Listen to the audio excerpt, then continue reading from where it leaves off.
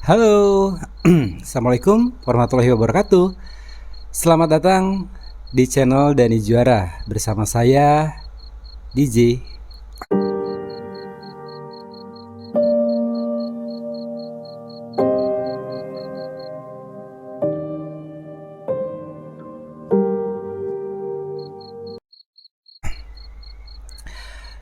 Video kali ini saya masih berbicara tentang pikiran, khusus bercerita tentang pikiran bawah sadar. Pikiran bawah sadar ini biasa juga dikenal sebagai pikiran alam bawah sadar. Nah, apa sih pikiran alam bawah sadar itu gitu ya? Terus aspek apa aja yang diproses oleh alam bawah sadar? Kemudian sifat pikiran bawah sadar itu seperti apa?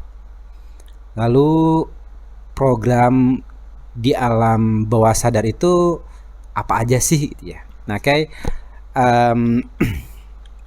kita sedikit kupas di sini. Mungkin sebagian dari teman-teman sudah tidak asing dengan istilah pikiran bawah sadar. Jadi saat teman-teman membaca artikel bertema misalkan psikologi, kemudian pengembangan diri, hipnotis atau NLP, istilah alam bawah sadar ini pasti bakal banyak ditemuin. Namun sebenarnya alam bawah sadar itu apa sih gitu ya? Nah, jadi kita cari tahu sedikit aja di sini. Jujur, saya kurang paham sejak kapan konsep bawah sadar ini populer menjadi konsis dan subkonsis ya. Itu bahasa populernya, bahasa Inggrisnya. Konsis adalah pikiran sadar dan subkonsis adalah pikiran alam bawah sadar. Pikiran bawah sadar sebenarnya adalah sebuah konsep yang digunakan oleh filsuf zaman dulu untuk memudahkan seseorang meneliti perilaku manusia. Nah, konsep alam bawah sadar itu pertama kali diciptakan oleh seorang filsuf Jerman bernama Friedrich Schelling. Itu kurang lebih di abad ke-18.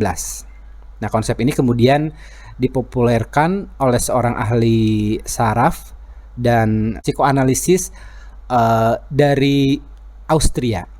Nah, beliau bernama Sigmund Freud. Nah, Freud ini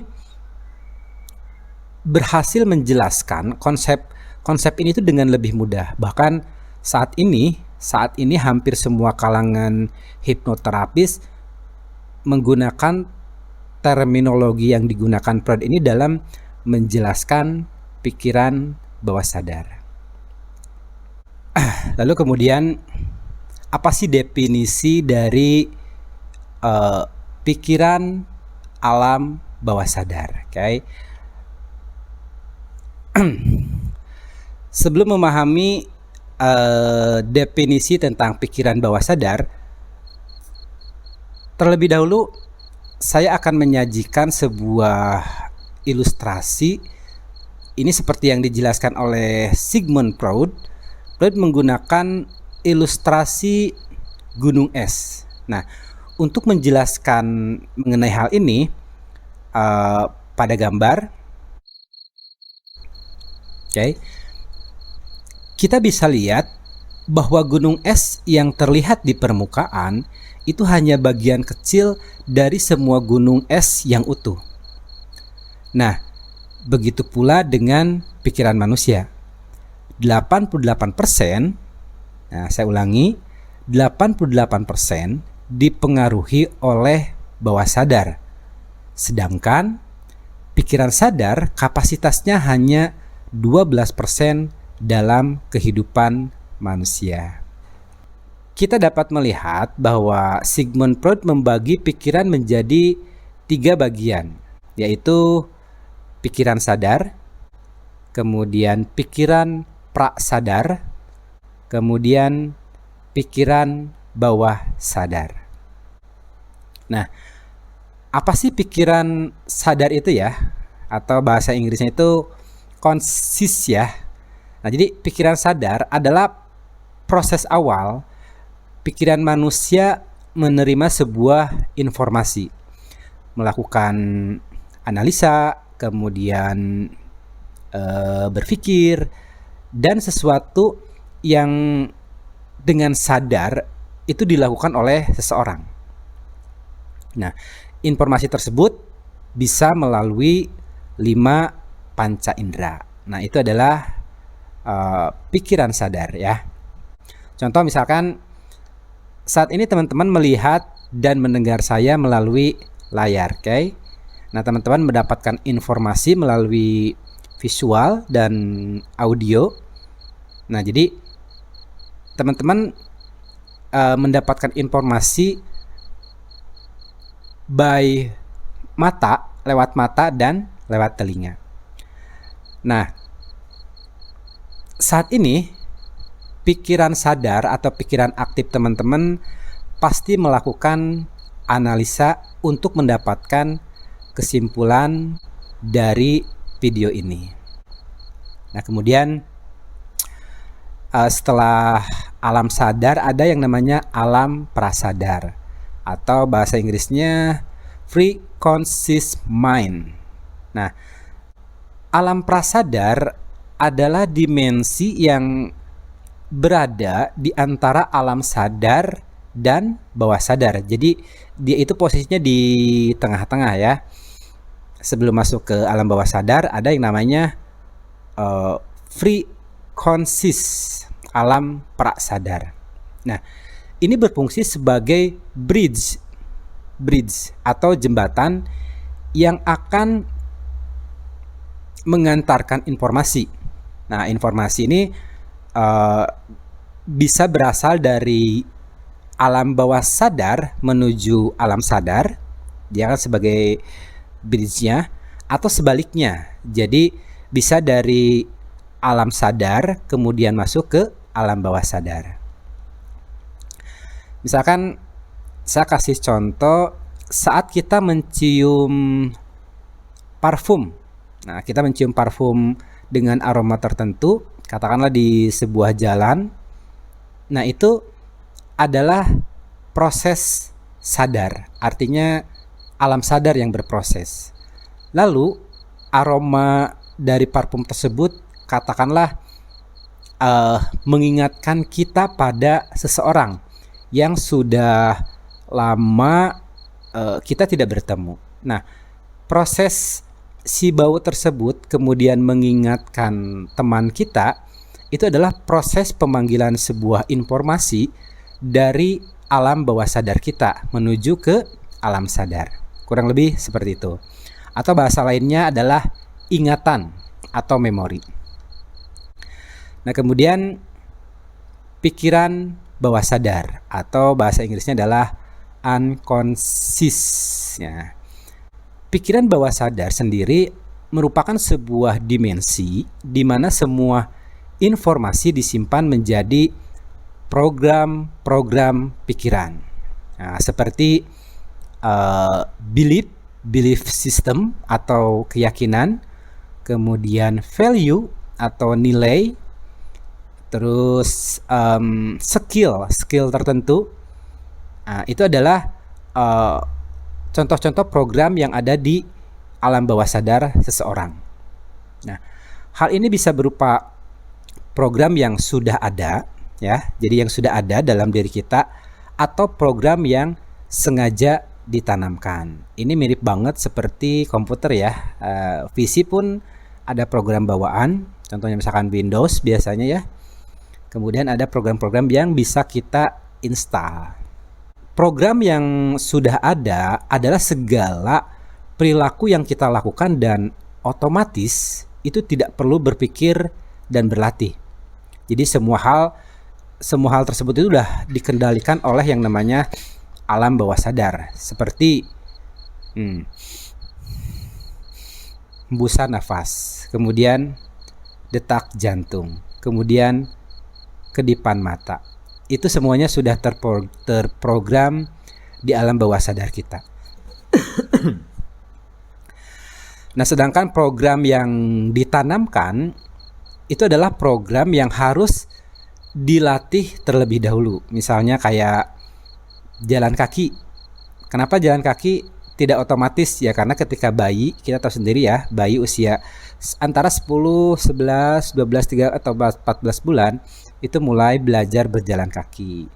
Kemudian apalagi mengendarai kendaraan, kemudian bermain musik, kemudian seperti saya latihan berbicara di depan kamera agar ketika saya menyampaikan sesuatu itu pede-pede aja gitu ya. Nah, ini juga melalui sebuah yang namanya proses latihan. Tapi ketika latihannya diulang terus, maka ya akhirnya seperti yang terlihat di layar, saya cukup lancar menceritakan atau menjelaskan atau memaparkan sesuatu. Jadi intinya nggak malu-maluin. Oke. Nah, kemudian contoh lagi ya, pernahkah teman-teman mengendarai sepeda motor atau mobil? Bukan gini, mobil itu menuju ke suatu tempat. Tapi seolah kaki dan tangan kita itu bergerak otomatis. Teman-teman sudah tahu kapan saatnya menginjak rem, kemudian tahu seberapa kuat gas harus ditarik atau diinjak gitu ya. Kemudian berapa sudut roda harus dibelokkan pada belokan tertentu. Pikiran bawah sadar adalah tempat dari sumber motivasi serta dorongan yang ada pada diri kita, pada manusia. Nah, hasrat tersebut bisa berupa hal yang sederhana seperti makanan, kemudian cinta, emosi, seks. Oke, sekarang aspek apa saja yang diproses oleh alam pikiran bawah sadar atau alam bawah sadar ya. Nah, terdapat beberapa aspek dalam diri kita yang ternyata itu sudah di bawah kendali alam bawah sadar. Nah, menariknya ini tidak hanya mencakup satu aspek, namun banyak aspek. Satu, tentang keyakinan seseorang. Kepercayaan ataupun keyakinan yang terdapat dalam diri kita, dalam alam bawah sadar seseorang, itu akan sangat berpengaruh kepada tindakan dirinya.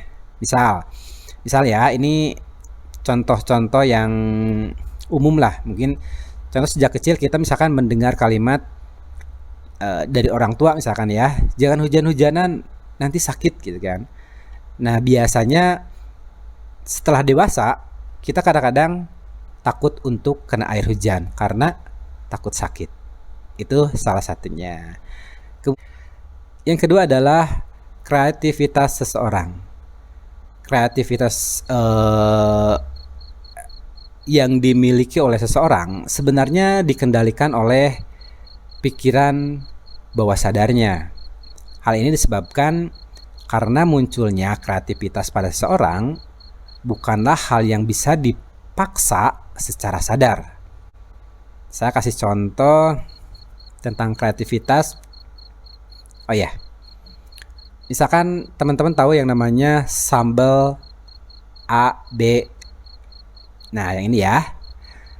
Nah, produk sambal ini tentu saja untuk produk ini salah satu produk yang ngehit banget lah di pasaran ya.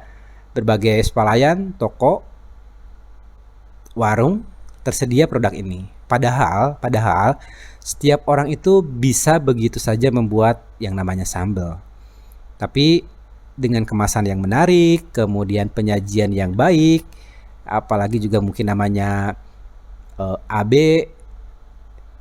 akhirnya saat ini sambal ini bisa laku di pasaran. Itu salah satu contoh aja ya.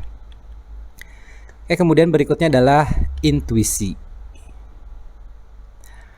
Kadangkala seseorang merasa bahwa apa yang ia pikirkan berasal dari feeling.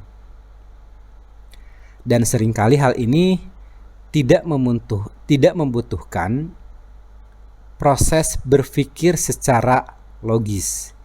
Ini juga menjadi cakupan dari pikiran bawah sadar seseorang. Ya. Kemudian yang berikutnya adalah kepribadian seseorang. Kepribadian yang ada dalam diri seseorang dan terbentuk dari waktu ke waktu itu sesungguhnya terletak dalam zona bawah sadar, sehingga seseorang akan sangat sulit untuk mengubah kepribadiannya secara instan. Oke. Berikutnya adalah perasaan dan kebiasaan. Nah, perasaan serta kebiasaan atau habit yang muncul kadangkala itu dengan tiba-tiba tanpa alasan. Juga termasuk ke dalam bentuk alam bawah sadar juga ini, sehingga itu akan sulit untuk dilawan. Jadi agak sedikit susah untuk dilawan ya. Tentang habit ya, contohnya banyak banget lah ya tentang habit. Contoh mungkin kayak saya sendiri menyadari, contoh orang mungkin menganggap bahwa merokok itu adalah suatu hal yang tidak baik, dan malah saya berpikir rokok itu adalah sebuah kenikmatan. Itu salah satu contoh. Intinya jika ini tidak baik jangan ditiru ya. Cuman yang saya alamin saja secara diri gitu ya, susah. Nah, susah itu muncul dari mana? Dari alam bawah sadar. Oke. Itu sebagai contoh aja. Kemudian sekarang kita masuk ke sifat pikiran bawah sadar. Nah, ada berbagai sifat khusus pada alam bawah sadar yang penting untuk difahami oleh kita. Nah, yang pertama, sifat dari alam bawah sadar itu adalah tidak membedakan imajinasi dan realitas. Nah, jadi sifat yang pertama ini tidak membedakan realitas dan juga imajinasi. Ketika bawah sadar seseorang sedang dominan banget, maka imajinasi itu kadang bisa merubah menjadi sebuah realitas dan menjadi program dirinya. Sebagai contoh, nah di buku The Secret atau di video-video yang pernah saya upload, ini nanti ada hubungannya. Oke, itu adalah sifat dari alam bawah sadar. Oke, yang kedua, sifat dari alam bawah sadar ini adalah tidak rasional dan mudah percaya. Nah, sifat yang kedua ini, misalkan seseorang ini cara berpikirnya itu katakanlah kita menganggapnya tidak rasional gitu ya, tidak masuk akal. Nah, orang akan sangat mudah untuk percaya tanpa melakukan atau tanpa memerlukan suatu penjelasan yang sifatnya itu logis. Nah, hal ini akan terjadi jika alam bawah sadar seseorang sedang dominan. Contoh misalkan tentang yang lagi viral sekarang, misalkan tentang pembongkaran dukun-dukun yang berkedok agama ya. Nah, maksudnya contohnya gini, kita misalkan terkena sebuah permasalahan hidup. Misalkan kita berbisnis, kemudian tiba-tiba terjadi penurunan omset, kemudian kita semacam mencoba berpikir gimana solusinya, katakanlah nyari orang pintar, kemudian kata orang pintar, oh ini ada jinnya yang mengganggu, oh ini ada makhluk gini gini gini gini gini gitu ya. Nah, bisa jadi sifat alam bawah sadar itu akan mempercayai hal itu, sehingga akhirnya dia percaya, dan bahwa kejadian omset tokonya menurun bisa jadi dia percaya gara-gara makhluk gaib. Itu salah satunya. Oke.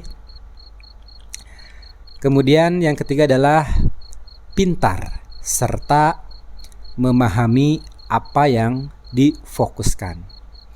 Jadi sifat berikutnya, alam bawah sadar ini cenderung pandai dan sangat memahami apa yang tengah difokuskan.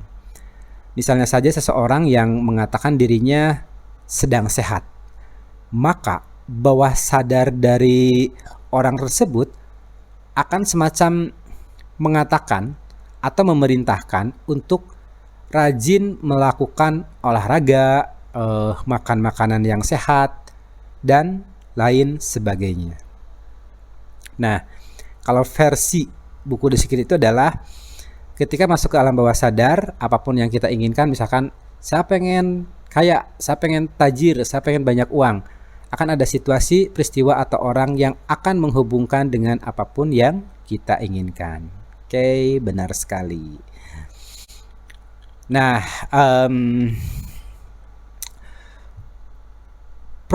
program yang tertanam alam bawah sadar seseorang itu pastinya berbeda-beda, ya. Namun untuk bisa mengendalikan program pikiran-pikiran yang negatif, misalnya pada dasarnya itu sama, menggunakan pikiran sadar. Jadi istilah lainnya itu adalah mindset ya, karena mindset itu adalah program yang ada dalam setiap orang. Nah, makanya kita jangan heran juga kalau si A, si B, atau kubu A, kubu B cara pandangnya berbeda, berpikirnya berbeda, karena itu berhubungan dengan alam bawah sadar atau beneran ada sebuah program dalam dirinya, sehingga akhirnya dengan mengetahui hal ini kita menjadi lebih dewasa dan bijak bahwa perbedaan adalah sesuatu hal yang lumrah. Oke teman-teman, berikutnya tentang program di alam bawah sadar. Seperti yang sudah disinggung di awal bahwa bawah sadar atau pikiran bawah sadar adalah tempat berbagai macam-macam program. Kita bisa akhirnya menyebut sebagai mindset, cara berpikir ketika itu sudah menjadi sebuah program. Maka perlu sangat selektif saat kita menerima sebuah informasi. Nah, permasalahan perilaku dan pikiran bisa saja terjadi apabila kita tidak selektif di dalam menerima sebuah informasi. Seringkali kita melihat beberapa perilaku yang mengganggu, seperti kesulitan katakanlah melupakan masa lalu, kemudian gelisah, kemudian cemas yang berlebihan, rasa khawatir yang berlebihan terhadap suatu kondisi misalkan ya. Nah, itu adalah perilaku-perilaku yang sebetulnya mengganggu, dan itu sumbernya dari alam bawah sadar. Nah, semua perilaku tersebut sangat berkaitan erat dengan program yang tertanam pada pikiran bawah sadar kita. Nah, oke. Ini berarti, dari seluruh pemaparan di atas, ini berarti kita adalah apa yang kita pikirkan. Kita sekarang adalah hasil, ya. Kita saat ini adalah hasil dari apa yang kita pikirkan di masa lalu secara dominan. Dan kita di masa depan adalah apa yang kita pikirkan saat ini. Jadi penting banget kan yang namanya menjaga pikiran kita. Nah, dalam buku The Secret yang pernah saya ulas sedikit-sedikit, dibahas tuntas tentang kekuatan pikiran. Dan itu pun yang saya alami dulu waktu lulus STM, kemudian berbisnis, punya bengkel teknik sampai 2010. Kemudian di tahun 2007 ada yang 2007, maaf, di 2010 bilang ada salah satu customer saya yang bilang, "Dan kamu kalau ingin mewujudkan mimpi-mimpi kamu, aktifkan kekuatan pikiran." Ya, kata kuncinya adalah aktifkan kekuatan pikiran. Nah, ini review sedikit tentang bagaimana ketika saya merubah pola pikir atau katakanlah menanamkan lagi program-program baru ke dalam diri saya, maka luar biasa. Kehidupan itu beneran lebih keren lagi lah, lebih oke lagi gitu ya. Jadi kita beneran adalah apa yang kita pikirkan. Kehidupan seperti apa yang kita inginkan. Sehat, kaya raya, mati masuk surga. Mau hidup sehat, kaya raya, mati masuk surga? Oke, jika jawabannya mau, dari sekarang mari kita program alam bawah sadar kita dengan hal-hal yang kita inginkan, dengan hal-hal baik tentunya ya, melalui pikiran alam sadar dulu pertamanya. Dan ingat, agar semua program berjalan dengan baik, lakukanlah pengulangan sesering mungkin, karena polanya atau rumusnya adalah alam bawah sadar belajar dari pengulangan. Nah, makin menarik kan? Nanti tunggu video berikutnya. Mudah-mudahan saya diberi kesehatan, diberi umur yang panjang untuk membuat lagi video lanjutan tentang kekuatan pikiran. Terima kasih teman-teman telah menonton video ini. Sebelum saya undur pamit, mohon bantu channel ini agar tetap berkembang dengan menekan tombol subscribe. Saya DJ, terima kasih.